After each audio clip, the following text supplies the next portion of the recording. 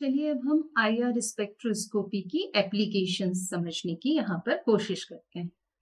तो हमने देखा कि आईआर स्पेक्ट्रोस्कोपी एक बहुत ही महत्वपूर्ण स्पेक्ट्रोस्कोपी है जिसका उपयोग हम एक कार्बनिक यौगिक की पहचान करने के लिए करते हैं। वास्तव में आईआर स्पेक्ट्रम के द्वारा किसी अज्ञात यानी अननोन ऑर्गेनिक कंपाउंड को हम निश्चित रूप से पहचान भी सकते हैं। कब पहचान सकते हैं? यदि इसका फिंगरप्रिंट रीजन में जो स्पेक्ट्रम प्राप्त होता है वो किसी नोन ऑर्गेनिक कंपाउंड के साथ सुपर इम्पोज हो जाए तो हम कहेंगे ये अननोन कंपाउंड वही नोन ऑर्गेनिक कंपाउंड है।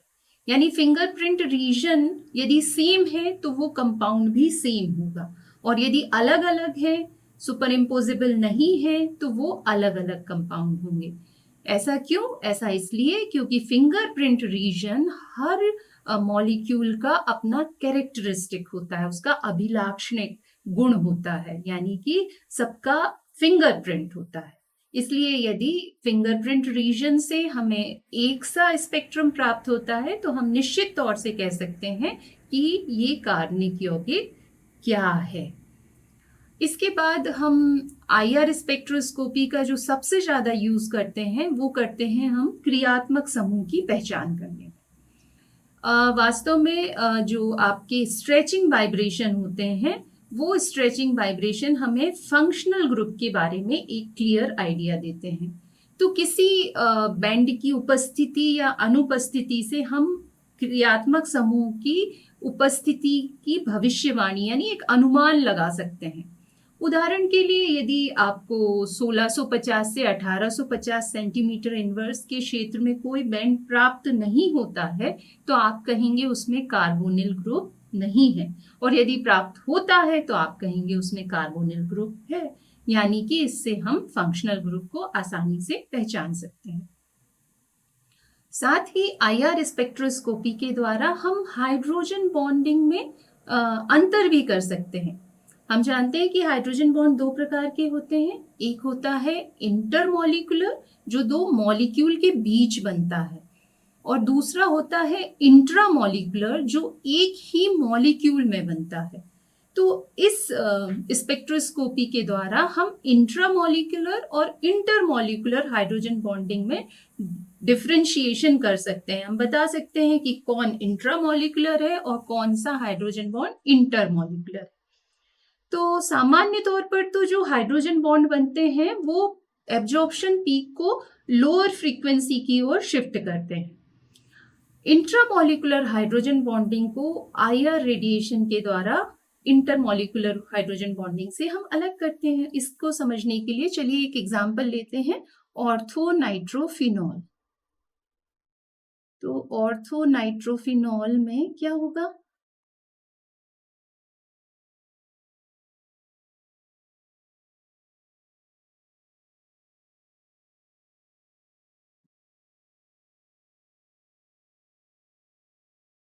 तो यहाँ पर क्या होता है, ये ऑक्सीजन इलेक्ट्रोनेगेटिव है इसलिए हाइड्रोजन पे पॉजिटिव चार्ज, ये यहाँ पर ये इस पर निगेटिव चार्ज, तो इन दोनों के बीच हाइड्रोजन बॉन्ड बन जाता है। चूंकि एक ही मॉलिक्यूल में हाइड्रोजन बॉन्ड बना इसलिए ये किस तरीके का है, ये इंट्रामॉलिक्यूलर है। हिंदी में इसे अंतः आणविक कहते हैं। ठीक है, तो जब इस तरीके का हाइड्रोजन बॉन्डिंग है और हम उसको डाइल्यूट कर दें यानी ये बॉन्डिंग तोड़ दें तो हम देखते हैं कि इसके एब्जॉर्प्शन पीक में कोई शिफ्टिंग नहीं होती, कोई बदलाव आपको दिखाई नहीं देता। पर जब हम पैरा नाइट्रोफिनॉल लेते हैं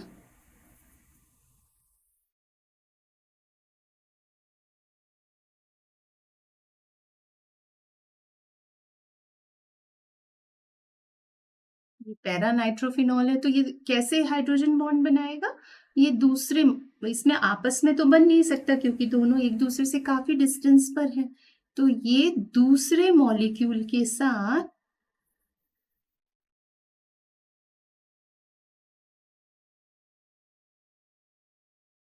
हाइड्रोजन बॉन्ड बनाएगा यहाँ पर। तो चूंकि दो मॉलिक्यूल के बीच बने हैं इसलिए ये इंटरमॉलिक्यूलर है।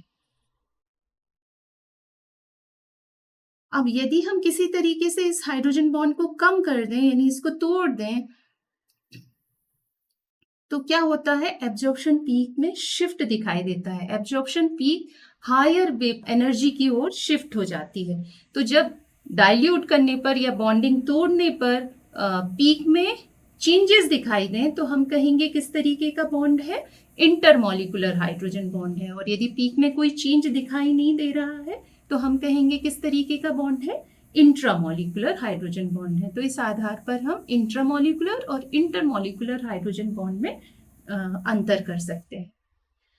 इसके साथ ही प्राथमिक, द्वितीयक और तृतीयक एमीन में भी अंतर किया जा सकता है। यानी आईआर स्पेक्ट्रोस्कोपी प्राइमरी, सेकेंडरी और टर्शरी एमीन को भी डिफरेंशिएट कर सकती है। वो ऐसे कि जो प्राइमरी एमीन होता है उसमें हमें कई सारी पीक्स दिखाई देती हैं, जबकि सेकेंडरी एमीन सिर्फ एक पीक आईआर स्पेक्ट्रम में शो करता है, जबकि टर्शरी एमीन कोई पीक नहीं देता। तो पीक के आधार पर हम बता सकते हैं कि प्राइमरी एमीन है, कि सेकेंडरी एमीन है या टर्शरी एमीन है। इसके साथ ही जो आईआर स्पेक्ट्रोस्कोपी है, इसका उपयोग कार्बन के हाइब्रिडाइजेशन की भविष्यवाणी करने के लिए भी किया जाता है। यानी कार्बन में किस प्रकार का संकरण है। प्रायः यह पाया जाता है कि जो CH बॉन्ड है, इस CH बॉन्ड की अवशोषण आवृत्ति यानी एब्जॉर्प्शन पीक जो है वो S कैरेक्टर बढ़ने के साथ बढ़ती है। यानी SP हाइब्रिडाइजेशन होगा तो ज्यादा फ्रीक्वेंसी होगी।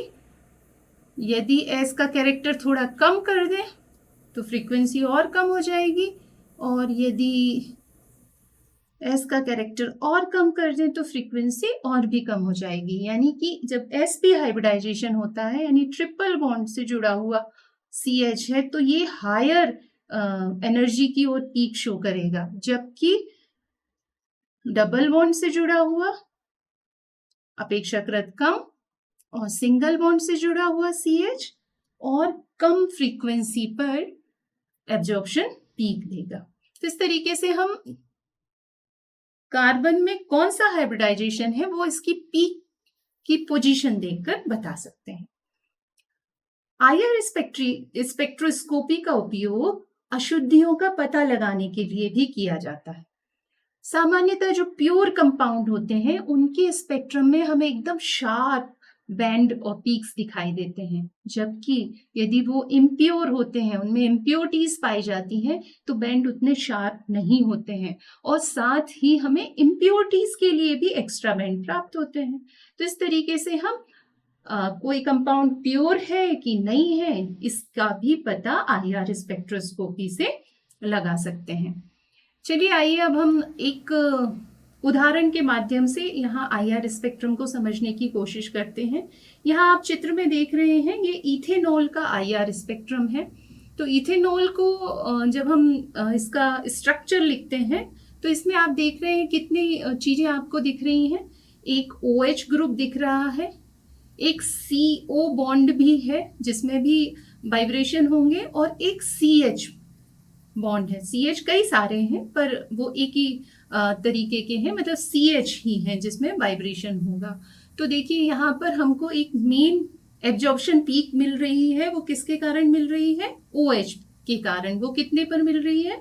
वो 3391 सेंटीमीटर इनवर्स पर आपको एक ब्रॉड सी पीक दिखाई दे रही है। ये OH स्ट्रेचिंग ही है, जबकि उसके पास जो शार्प पीक आपको दिखाई दे रही है वो CH स्ट्रेचिंग के कारण है, 2961 सेंटीमीटर इनवर्स पर।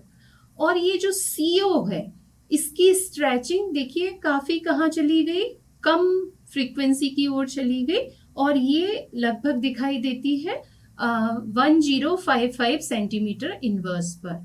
तो इस तरीके से हम किसी भी आईआर स्पेक्ट्रम के द्वारा उसमें उपस्थित फंक्शनल ग्रुप जिनमें वाइब्रेशन हो सकते हैं उनका अनुमान लगा सकते हैं। और फिंगरप्रिंट रीजन यदि सेम होता है तो फिर वो कंपाउंड तो सेम हो ही जाता है, और यदि सेम नहीं है तो डेफिनेटली अलग कंपाउंड होता है। अब चूंकि हम इसकी एप्लीकेशंस के बारे में तो हम बात कर ही रहे हैं, तो हमारे डेली लाइफ में आईआर स्पेक्ट्रोस्कोपी के क्या उपयोग हैं? तो आईआर स्पेक्ट्रोस्कोपी का उपयोग हम अपनी डेली लाइफ में भी बहुत ज़्यादा करते हैं। फॉरेंसिक इन्वेस्टिगेशन में आपराधिक और दीवानी यानी सिविल और क्राइम जो दोनों ही मामले होते हैं उनके फॉरेंसिक एनालिसिस में आईआर स्पेक्ट्रोस्कोपी का उपयोग किया जाता है। इसका उपयोग एक हम ऐसे ड्राइवर जो कि शराब पीकर गाड़ी चला रहा है तो उसके रक्त में अल्कोहल की मात्रा क्या है इसे पता लगाने के लिए भी आईआर स्पेक्ट्रोस्कोपी का उपयोग करते हैं। मतलब वो उसने शराब पी है या नहीं पी है इसका अंदाजा भी हम आईआर स्पेक्ट्रोस्कोपी से लगाते हैं। साथ ही कई बार पोस्टमार्टम के दौरान जो लोग जहर खाकर मरते हैं या किसी के द्वारा उनका मर्डर कर दिया जाता है तो जहरीले पदार्थों के निर्धारण में भी आईआर स्पेक्ट्रोस्कोपी का उपयोग किया जाता है। कई बहुत सारी चित्र और ऐसी वस्तुएं होती हैं जो कलात्मक होती हैं, जैसे कि बहुत सारी पांडुलिपियां होती हैं जिनमें हम पेंट और पिगमेंट का यूज़ करते हैं। तो उसमें किस तरीके के पिगमेंट का यूज़ किया गया है उसकी एनालिसिस और उसके आइडेंटिफिकेशन के लिए भी आईआर स्पेक्ट्रोस्कोपी का उपयोग किया जाता है। इसके अलावा हमारे दवा निर्माण के क्षेत्र में भी आईआर स्पेक्ट्रोस्कोपी का उपयोग व्यापक रूप से किया जाता है। इसमें हम जब किसी ड्रग की सिंथेसिस करते हैं तो उस सिंथेसिस के दौरान उसे कई स्टेप से गुजरना होता है। तो हर स्टेप में फंक्शनल ग्रुप किस पोजीशन पर है, कितना है, क्या है, इसके बारे में व्यापक अनुमान हम आईआर स्पेक्ट्रोस्कोपी के द्वारा लगा सकते हैं। तो आईआर स्पेक्ट्रोस्कोपी एक बहुत ही महत्वपूर्ण स्पेक्ट्रोस्कोपी है जिसका उपयोग हम ना केवल इंडस्ट्रीज में बल्कि अपनी डेली लाइफ की चीज़ों में भी करते हैं।